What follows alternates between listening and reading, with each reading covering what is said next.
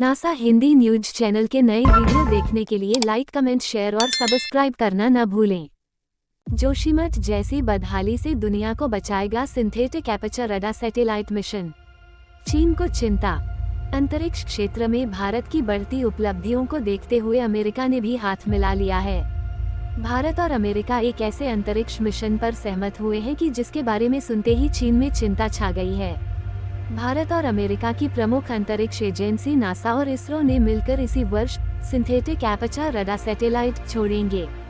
NASA ISRO space mission. अंतरिक्ष क्षेत्र में भारत की बढ़ती उपलब्धियों को देखते हुए अमेरिका ने भी हाथ मिला लिया है। भारत और अमेरिका एक ऐसे अंतरिक्ष मिशन पर सहमत हुए हैं कि जिसके बारे में सुनते ही चीन में चिंता छा गई है। दरअसल भारत और अमेरिका की प्रमुख अंतरिक्ष एजेंसी नासा और इसरो ने मिलकर इसी वर्ष रोज सिंथेटिक एपर्चर रडार सैटेलाइट छोड़ने का ऐलान किया है। दोनों संस्थाओं के वैज्ञानिकों ने मिशन को सफलतापूर्वक अंजाम देने के लिए काम भी शुरू कर दिया है।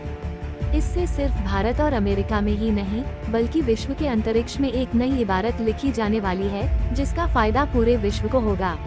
आइए अब आपको बताते हैं कि भारत और अमेरिका के इस मिशन से क्या होने वाला है। भारत और अमेरिका के इस अंतरिक्ष मिशन से एक साथ कई लक्ष्य हासिल होंगे। इस मिशन को अंजाम दे दिए जाने के बाद दुनिया को अब उत्तराखंड के जोशीमठ जैसी बदहाली से बचाया जा सकेगा। दरअसल वर्ष 2023 के अंत तक अंतरिक्ष में भारत और अमेरिका की ओर से छोड़ी जाने वाली रो सिंथेटिक एपर्चर रडार सैटेलाइट दुनिया को प्राकृतिक खतरों, समुद्र स्तर में वृद्धि और भूजल के बारे में जानकारी देगी। साथ ही यह आरोही और अवरोही दर्रों पर 12 दिन की नियमितता के साथ विश्व स्तर पर पृथ्वी की भूमि और बर्फ से ढकी सतहों का भी निरीक्षण करेगा। इससे पता लगाया जा सकेगा कि भूमि और बर्फ से ढकी सतहों के नीचे पृथ्वी में क्या हलचल चल रही है। ऐसे में दुनिया को जोशीमठ जैसी तबाही से बचाना आसान हो जाएगा। यह सैटेलाइट धरती के बदलते पारिस्थितिकी तंत्र, इसकी गतिशील सतह और बर्फ का द्रव्यमान भी मापेगी। कई तरह के अन्य अनुप्रयोगों में भी मदद करेगी। हर 6वें दिन पृथ्वी का नमूना लेगी सैटेलाइट। भारत और अमेरिका की यह रोज सिंथेटिक एपर्चर रडार सैटेलाइट लगभग हर 6वें दिन धरती के अलग अलग हिस्सों में पृथ्वी का नमूना लेगी। इसके बाद अध्ययन करके खतरों की भविष्यवाणी की जा सकेगी। ऐसे में किसी दूसरे स्थान को जोशीमठ बनने से रोका जा सकेगा। इस मिशन के कामयाब होने के बाद भारत और अमेरिका अंतरिक्ष में विभिन्न वजहों से होने वाले मलबे का प्रबंधन भी करेंगे।